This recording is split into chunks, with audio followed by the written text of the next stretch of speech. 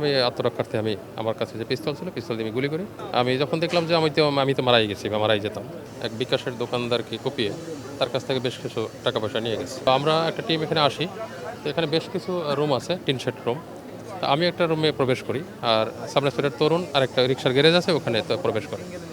তো আমি প্রবেশ করার সাথে সাথে চারজনকে দেখি এবং ওরা ওদের মাজার ভিতরে চাপাতি ছিল, চাপাতি দিয়ে আমার মাথার উপরে তারা কোপ সারে।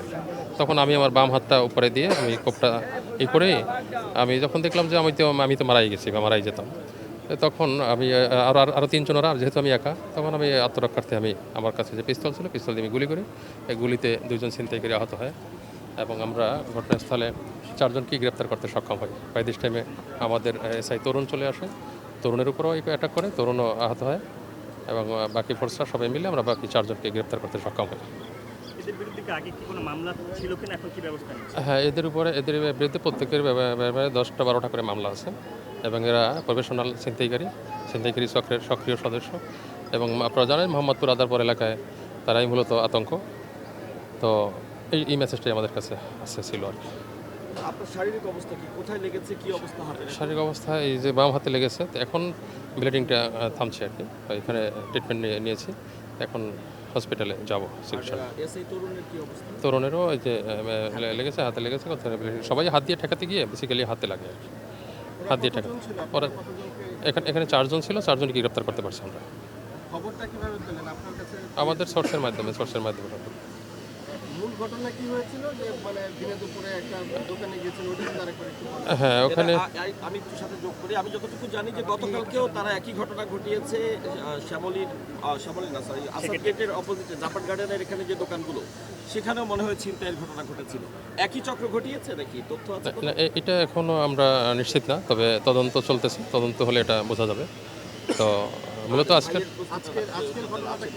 আজকের ঘটনা সকাল 10টা 42-এর সময় এই আদাবার থানাধীন শেখেরটাক 7 নম্বর রোডে এক বিকাশের দোকানদারকে কুপিয়ে তার কাছ থেকে বেশ কিছু টাকা পয়সা নিয়ে গেছে, মোবাইল নিয়ে গেছে। তো এই সংবাদটা পেয়ে বেসিক্যালি আমরা আমাদের অভিযান শুরু করি আর কি। তো অভিযান আমরা বিভিন্ন এলাকায় করতে করতে এক পর্যায়ে আমরা সোর্সের মাধ্যমে সংবাদ পাই যে তারা এখানে অবস্থান করতেছে।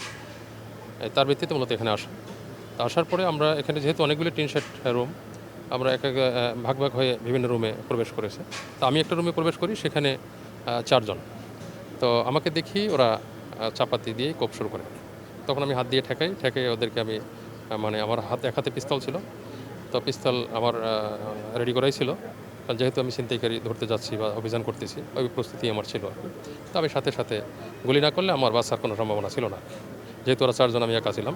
এরপরে এক পর্যায়ে এসআই তরুণ চলে আসে। তরুণ যখন ভিতরে ঢোকে, যখন আমাকে খুঁজে পায় না, ভিতরে ঢোকার পরে ওরেও মানে অ্যাটাক করে, তখন ওরও হাতে আহত হয় আর কি।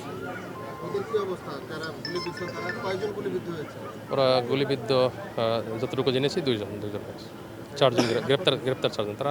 তাদেরকে সাথে সাথেই চিকিৎসার জন্য প্রেরণ করা হয়েছে। আচ্ছা, এটা তো এই সংঘবদ্ধ চক্রে তো চারজন না, নিশ্চয়ই আরো অনেকেই আছে। বাকিদের বিরুদ্ধে অভিযানের কি অবস্থা? হ্যাঁ, জোরালো অভিযান চলবে আমাদের, এবং আমি চাই যে মোহাম্মদপুর আদাবার পুরো নিরাপদ হয়ে যাবে ইনশাআল্লাহ।